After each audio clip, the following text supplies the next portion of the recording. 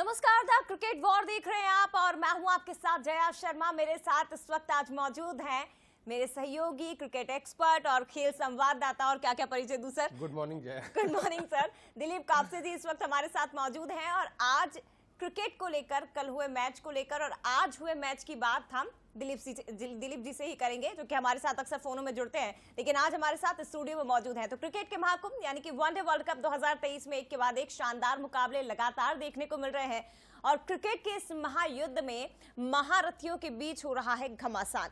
विश्व की टॉप 10 टीमें वर्ल्ड चैंपियन बनने के लिए आपस में भिड़ रही हैं, लेकिन वर्ल्ड कप में जीत उसी की होगी जिसकी बल्लेबाजी में होगा दम और गेंदबाजी में होगी धार। तो चलिए शुरू करते हैं हमारे खास सेगमेंट द क्रिकेट वॉर।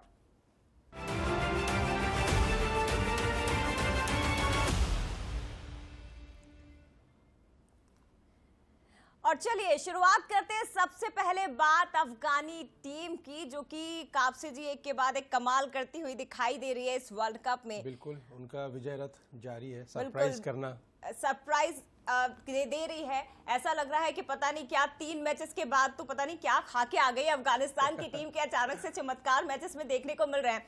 कल हुए मैच की सबसे पहले बात कर लेते हैं। अफगानिस्तान ने वर्ल्ड कप के मुकाबले में हैरान करने का सिलसिला लगातार जारी रखा है। सोमवार को हुए मुकाबले में अफगानी टीम ने तीसरी जीत हासिल कर ली है। अफगानिस्तान ने 1996 की वर्ल्ड चैंपियन श्रीलंका को 7 विकेट से हरा दिया और अफगानिस्तान इस सीजन में अब तक 3 पूर्व चैंपियंस टीमों को हरा चुका है। इससे पहले पाकिस्तान इंग्लैंड को मात दी और अब अफगानिस्तान के 6 मैचेस में 6 पॉइंट हो चुके हैं। टीम सेमीफाइनल की रेस में बरकरार है। दूसरी तरफ श्रीलंकाई टीम इस हार के बाद टॉप 4 की रेस से भी लगभग बाहर हो चुके हैं। उसके पास 6 मैचों में सिर्फ 4 पॉइंट्स ही बने हुए हैं और ये बहुत महत्वपूर्ण मुकाबला था कल अफगानिस्तान के लिए, जिसे जीतकर उसने बता दिया कि हम भी कुछ कम नहीं है। कापसे जी क्या कहेंगे सर? वर्ल्ड चैंपियंस टीमों को मात दी अफगानिस्तान की टीम ने, हल्के में अब किसी भी टीम को उसे लेना नहीं चाहिए। पहले इंग्लैंड को जो डिफेंडिंग चैंपियन थी 2019 की, फिर उसके बाद पाकिस्तान को जो 1992 की चैंपियन है और कल 1996 की चैंपियन श्रीलंका के साथ एक अच्छी चीज़ ये है कि जब श्रीलंका 1996 का वर्ल्ड कप जीती थी जया, तो उस पूरे 1-2 साल के दौरान उन्होंने वनडे में बहुत अच्छा प्रदर्शन किया था, सरप्राइज किया था, काफ़ी सारे अपसेट किए थे और लेकिन किसी ने 96 के वर्ल्ड कप में श्रीलंका को चांस नहीं दिया था। कोई नहीं जानता था कि श्रीलंका आकर वर्ल्ड कप उठा लेगी, जीत लेगी, तो वो बहुत सरप्राइजिंग था। और अभी अफगानिस्तान जो है वो सेमीफाइनल की रेस में भी बना हुआ है पाकिस्तान और ऑस्ट्रेलिया के साथ। आने वाले मैचेस अफगानिस्तान कैसे खेल रहा है ये बहुत डिपेंड कर रहा है और जिस तरह से अभी परफॉर्मेंस उनकी जा रही है, ये कंटिन्यू रही तो सरप्राइज हो सकता है आगे भी अफगानिस्तान करे। क्या भरोसा, सेमीफाइनल में जगह बना ले। बिल्कुल, ये चौंका रही है ये टीम इस वक्त और ऐसा लग रहा है कापसे जी कि बाकी जो वर्ल्ड चैंपियंस टीमें हैं, चाहे आप श्रीलंका की बात कर लीजिए, आप पाकिस्तान की बात कर लीजिए, आप ऑस्ट्रेलिया को भी इसी कैटेगरी में अभी रख सकते हैं क्योंकि इस वक्त उसकी भी हालत बहुत ज्यादा अच्छी नहीं है जिस तरह से कुछ मैचेस उसने हारे हैं। तो क्या कहें सर, इन टीमों को अफगानिस्तान टीम से फिलहाल सीखने की जरूरत है कि किस तरह से उन्होंने एकजुटता दिखाई है, यूनिटी उस टीम में दिखाई दे रही है, गेंदबाजी बल्लेबाजी में कमाल और उसके बाद टीम को जिता रहे हैं, सेमीफाइनल में पहुंचने को तैयार। मुझे लगता है अफगानिस्तान की टीम के साथ जो सबसे अच्छी चीज़ है सीखने के लिए, बतौर टीम यूनिट वो काम कर रही है, वो बहुत इंस्पायर करने वाली है लोगों को और बाकी टीमों को भी जो अच्छा परफॉर्म नहीं कर रही हैं। अफगानिस्तान के साथ सबसे बेहतर चीज़ जो हुई है वो टीम हमेशा से डिफेंड बहुत अच्छा करती थी। अगर उन्होंने बोर्ड पे 200, 250, 250 रन भी लगाए हैं तो सामने वाली टीम को जो परास्त करने की क्षमता रखती है। अपसेट जो उसने किए शुरुआत इससे पहले वो ऐसे ही किए, लेकिन चेज करते हुए वो हमेशा लड़खड़ा जाती थी क्योंकि चेजिंग एक ऐसी चीज़ है जहाँ क्रिकेट में जहाँ पे मैच्योरिटी की ज़रूरत पड़ती है, प्लानिंग की ज़रूरत पड़ती है। जब फील्ड पर विकेट पर 2 बैट्समैन होते हैं तो उनके बीच जो बातचीत होती है कि कैसे छोटे छोटे लक्ष्य बनाने होते हैं, छोटे छोटे, तो वहाँ पे लैक कर जाती थी अफगानिस्तान क्योंकि एक डोमिनेट क्रिकेट खेलने की आदत रही है, थोड़ा सा जैसे कहते हैं ना कि आए मारे चले गए टाइप। लेकिन वो मैच्योरिटी जो पिछली 2 चेज में उन्होंने दिखाई है, टीम मैनेजमेंट का बहुत बड़ा योगदान है उसमें, मेंटोर का है और उसका कोच का है, और बतौर बल्लेबाज भी मुझे लगता है बतौर टीम भी मैच्योर हो रही है अफगानिस्तान। इस वर्ल्ड कप में ज़्यादा लग रही है, लेकिन जो तीन, इन्हें अपसेट अब नहीं कहना चाहिए, अब हमें मानना होगा कि ये वेल प्लान्ड एक रणनीति के तहत खेले गए मैच थे अफगानिस्तान ने, जो बहुत प्लानिंग के साथ खेले और जीते, और बहुत कमाल के मैच थे। बिल्कुल, ये कहा जा सकता है कापसे जी कि जिस तरह से अफगानिस्तान की टीम अब खेलना शुरू कर चुकी है, पिछले 3 मैचेस में हमने देखा एक जिस तरह से आप खुद कह रहे हैं कि एक नई रणनीति के तहत वो मैदान में उतरी, यानी कि शुरुआत से ही उसके मन में ये चीज थी कि हम भले ही चैंपियंस के सामने उतर रहे हैं, लेकिन हम खुद को कम नहीं आंकेंगे और सामने वाले को हमें दिखाना है कि हम भी वर्ल्ड कप के काबिल हैं, हम भी उठा सकते हैं। बिल्कुल, जैसे अभी राशिद ने कहा है, ट्वीट किया है एक्स पे कि हमने दिल बहुत जीत लिए, अब हम मैच जीतने की बारी है, अब हम मैच जीत रहे हैं। तो बहुत बड़ा ये एक बयान है, बहुत बड़ा बयान, बहुत बड़ा बयान है, और वो करती भी दिखाई दे रही है अफगानी टीम। लेकिन सर जरा हमारे दर्शकों को बता दीजिए कल हुए मैच के खास लम्हे, क्योंकि जिन्होंने अगर मैच कल मिस कर दिया हो तो हम जरा बता देते हैं कि कल क्या हुआ। सर मैं चाहूंगी पुणे के मैदान पर टॉस जीतकर पहले श्रीलंकाई टीम ने 49 ओवर्स में 241 रन बनाकर ऑल आउट हो गई थी। बहुत बेहतर गेंदबाजी अफगानिस्तान ने की, टिकने नहीं दिया श्रीलंकाई बल्लेबाजों को। ये मैदान जो था पुणे का बैटिंग पिच मानी जाती है, और यहाँ पर कम से कम 300 के करीब होने चाहिए थे। बैटिंग जब करने आई, जैसे हम बात कर रहे थे कि चेज, हमने देखा कि किस तरह से एक प्लानिंग के साथ चेज किया है। जादरान जो है उन्होंने बहुत बढ़िया एक तरह से प्लानिंग की और शुरुआत ओपनर्स ने बहुत दिलाई। पहला विकेट जल्दी खो दिया था, लेकिन जो है उसके बाद पार्टनरशिप लगाई है लगातार उन्होंने। 45.2 ओवर्स में 3 विकेट खोकर ये टारगेट हासिल कर लिया। जो कोच थे उनका बोर्ड दिखाया जा रहा था बार बार कि उन्होंने प्लान किया हुआ है हर ओवर के हिसाब से, और उन्होंने प्लानिंग में कर रखा था कि 45 ओवर्स में हमें ये मैच जीतना है। अजमतुल्लाह उमर जई ने जो 73 रन की पारी खेली, एक मैच विनिंग नॉक था ये जया, और इस इनिंग ने डिफाइन कर दिया था कि अफगानिस्तान अब इस मैच में श्रीलंका को वापस नहीं आने दे रहा है। रहमत शाह ने 62 रन किए थे शुरुआत में, और उसके बाद कप्तान हशमतुल्लाह शहीदी ने 58 रन बनाए, जो कि इस इनिंग को उन्होंने इस्टेब्लिश किया और ये बता दिया था कि अब इस मैच में अफगानिस्तान कहीं वापस नहीं जा रहा है, इसको जीत रहा है। जादरा ने 39 रनों की अहम पारी खेली थी, इंपॉर्टेंट इनिंग थी ये, क्योंकि पहला झटका जब ओपनर आउट हुए थे तो उनके बाद इनका विकेट पर टिकना बहुत जरूरी था, और इस इनिंग ने कहीं ना कहीं लक्ष्य में, इस चेज में अफगानिस्तान को बनाए रखा। बॉलिंग के वक्त फारूकी ने जिस तरह की बॉलिंग की और 4 विकेट झटके, बहुत बड़ा योगदान है फारूकी का, क्योंकि उन्होंने श्रीलंकाई बल्लेबाजों को सेट नहीं होने दिया, और जो बाकी का डैमेज था वो मुजीब ने कर दिया 2 विकेट लेकर। तो ये मैच के हाल थे। ये की पॉइंट्स इन्हें कहा जा सकता है सर कि कल के मैच के हाइलाइट्स तो हम बता रहे हैं, लेकिन ये की पॉइंट्स भी कि कहां पर टीम बहुत मजबूत स्थिति में आई, कहां पर श्रीलंकाई टीम धराशायी हो गई। अफगानी टीम की तो हमने बात कर ली सर, लेकिन थोड़ी सी बात श्रीलंकाई टीम की भी कर लेते हैं कि आखिर कहां समस्या उस टीम के साथ आ रही है, या क्या दिक्कत सर? श्रीलंका के लिए टूर्नामेंट जिस तरह से एक्सपेक्टेड था होना, बहुत ज़्यादा उम्मीदें श्रीलंका से थी नहीं, क्योंकि जिस तरह की ट्रबल क्रिकेट खेलकर वो आ रही है, एशिया कप में भी हमने देखा कि थोड़ा सा कहीं ना कहीं वो किसी मैच में बड़ा अच्छा परफॉर्म कर देते हैं और कहीं पे ऐसा लगता है कि बिल्कुल भी मैच्योरिटी नहीं दिखाते। कल के मैदान पे जिस तरह से उनके बल्लेबाज खेले वो थोड़ा सा सरप्राइजिंग था, क्योंकि मुझे लगता है कि अगर वो टिक कर खेलते, विकेट पर रहते, कोशिश करते कि यार हमें कम से कम 300 का स्कोर करना, और बैटिंग पिच थी, हमने सेकंड इनिंग में जिस तरह से अफगान जब चेज कर रहा था तो समझ में आ रहा था कि ये पिच बैटिंग की है, बहुत आसानी से अफगान रन्स कर रहे थे। तो ऐसे में श्रीलंकाई बैटर्स जिस तरह से स्ट्रगल किए वो मुझे भी हैरान किया। मुझे लगता था कि मेंडिस को एक बड़ा नॉक वहां पर खेलना था। लेकिन इस हार का खामियाजा श्रीलंकाई टीम को भुगतना पड़ रहा है, और अफगानी टीम को उसका फायदा भी मिला, क्योंकि पॉइंट्स टेबल में टॉप पर वो आगे पहुंच गई है।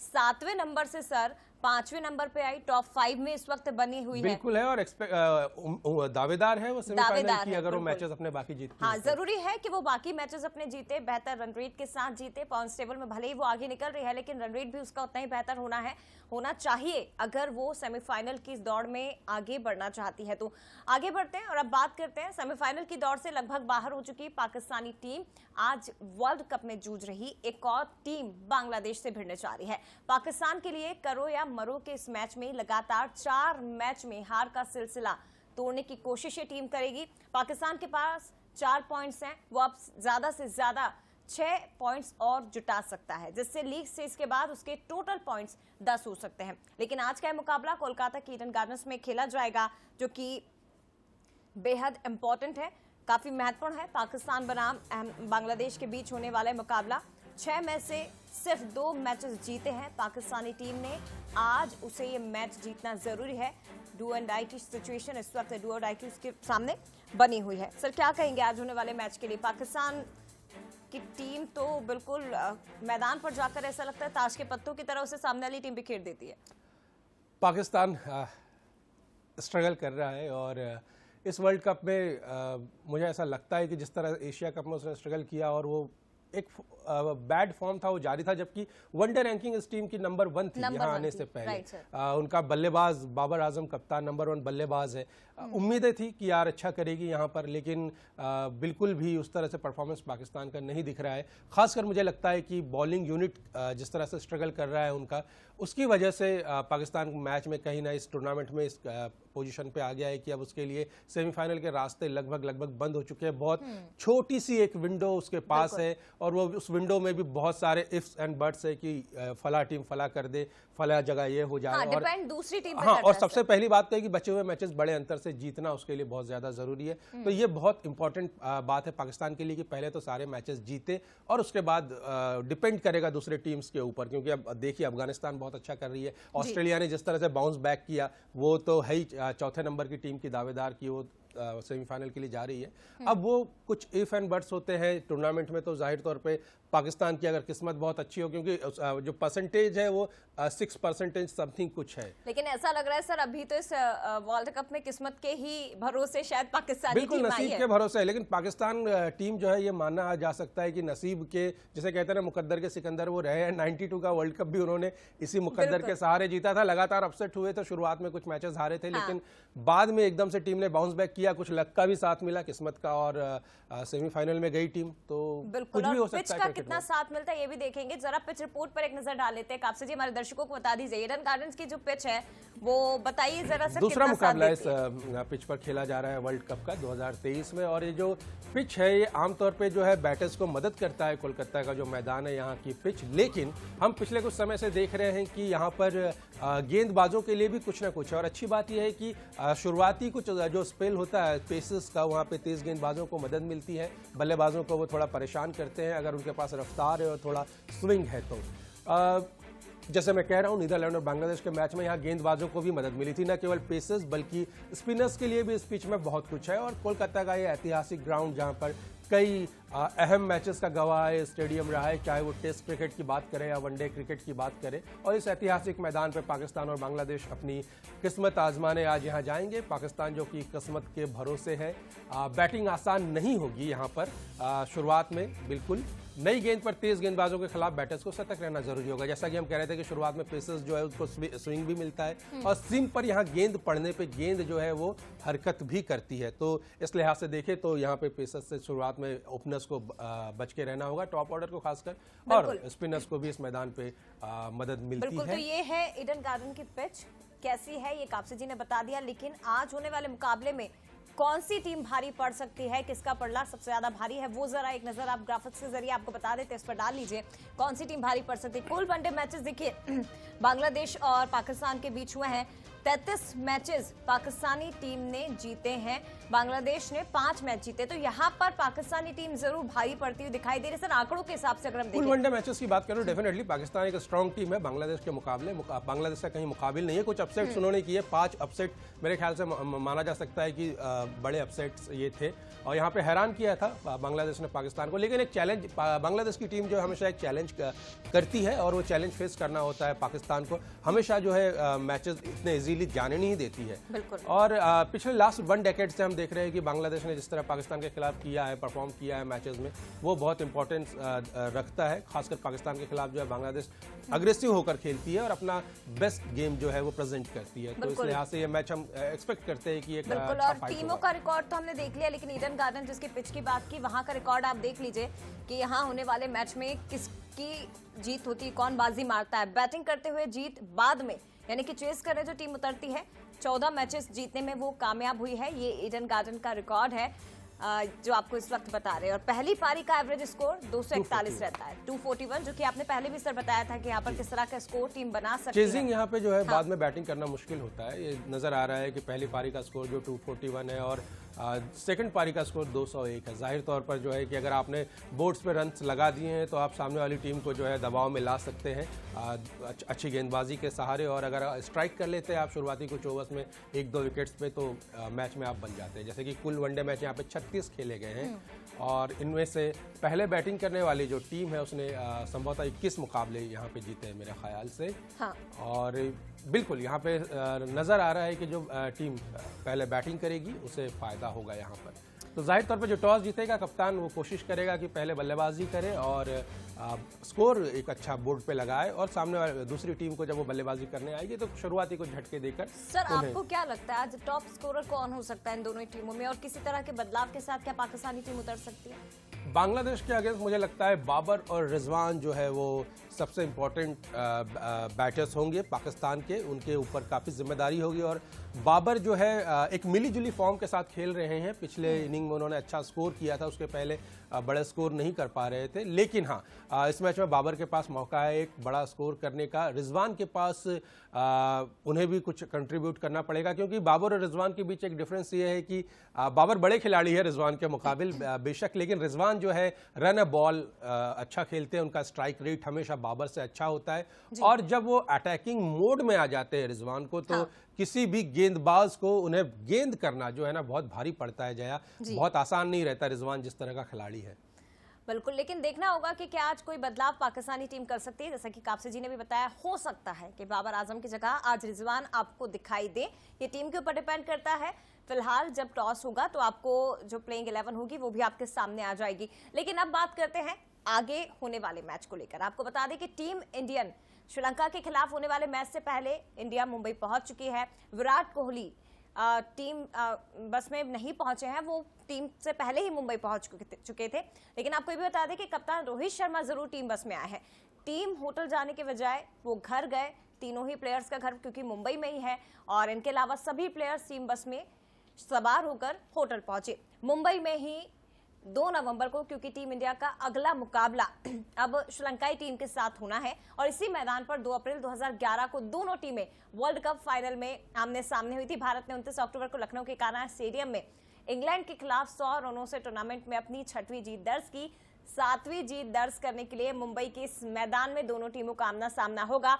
और सर, इस मैच में जब भारतीय टीम मैदान में उतरेगी तो महेंद्र सिंह धोनी को भी याद करेगी, सचिन तेंदुलकर को भी याद करेगी, और वो जो हेलीकॉप्टर शॉट है वो हम कभी नहीं भूल सकते जो 2011 में लगा था। श्रीलंका के अगेंस्ट अगर आप मुंबई में खेलने जा रहे हो और वानखेड़े में खेलने जा रहे हो तो डेफिनेटली महेंद्र सिंह धोनी का वो छक्का कौन भूलेगा। और सचिन तेंदुलकर का जिक्र जैसे आपने किया है, वो आखिरी मैच था वनडे मैच जो उन्होंने मुंबई में खेला था, और लोग इतने हैरान थे उनके आउट होने के बाद कि कोई उन्हें स्टैंडिंग ओवेशन भी नहीं दे पाया था, क्योंकि वो आखिरी मैच था महान तेंदुलकर का अपने मैच में। लोग जो है उनके आउट होने से इतने सदमे में थे कि वो ये भूल गए कि वो आखिरी बार तेंदुलकर को अपने मैदान पर विकेट से आते हुए जल्दी से बताइए कि क्या होगा 2 नवंबर को। हालांकि भारतीय टीम जीत के इरादे से मैदान में उतरेगी, लेकिन किस तरह के समीकरण आपको बनते नजर आ रहे हैं? मुझे लग रहा है कि भारत जो है डेफिनेटली अपना जो विजयी रथ है उसे जारी रखेगा, कोशिश करेगा कि अब भारत की यहाँ से कोशिश है कि वो पॉइंट टेबल टॉप करे। श्रीलंका के ऊपर एक कंफर्टेबल विन अगर वो लेता है तो उससे टीम का जो हौसला है वो तो जाहिर तौर पे बढ़ेगा ही, और दूसरी टीमों के ऊपर भी एक प्रेशर रहेगा, क्योंकि कहीं ना कहीं दूसरी टीमों पे एक मेंटल प्रेशर है कि टीम इंडिया इस वर्ल्ड कप में अनडिफिटेड है, अनबीटन है, उसे हराया नहीं जा सकता है। और जब किसी चीज को हराया नहीं जा सकता है तो उसका कद जो है सामने वाली टीमों के सामने वो बढ़ता जाता है। ये एक साइकोलॉजिकल प्रेशर होता है गेम में, किसी भी गेम में, किसी भी खेल में। तो बहुत जरूरी है टीम इंडिया के लिए कोई अनबीटन रहे, अनडिफिटेड रहे, श्रीलंका को एक बड़े मार्जिन से हराए, और श्रीलंका कोशिश करेगा कि कहीं ना कहीं कुछ अच्छी यादें इस टूर्नामेंट से अपने साथ लेकर जाए। आपने जैसा कि कहा सर, श्रीलंकाई टीम पर जिस तरह का साइकोलॉजिकल प्रेशर रहेगा, एक तो ये कि भारतीय टीम जो अभी तक एक भी मैच नहीं हारी है वो उसके सामने, और दूसरा बड़ा कारण ये भी है कि श्रीलंकाई टीम क्योंकि इस टूर्नामेंट में कुछ खास नहीं कर पाई, तो ऐसे में कहीं ना कहीं उसके मन में ये सारी चीजें जरूर चलेगी। लेकिन भारतीय टीम भी चाहेगी कि अपना 7वां मुकाबला जीते, बल्कि सेमीफाइनल तक पहुंचते एक भी मुकाबले में उसे हार का सामना ना करना पड़े, और हम भी यही उम्मीद कर रहे हैं। फिलहाल बहुत धन्यवाद आपका कापसे जी तमाम खबरों का विश्लेषण करने के लिए। द क्रिकेट वॉर में फिलहाल इतना ही, लेकिन इस पूरे टूर्नामेंट से जुड़े और खास तौर पर इंडियन टीम के मैच से जुड़ा हर एक अपडेट आपको सिर्फ यही मिलेगा बंसल न्यूज पर। यहाँ पर एक छोटे से ब्रेक के लिए रुकेंगे, लेकिन खबरों का सिलसिला आगे भी जारी रहेगा। नमस्कार।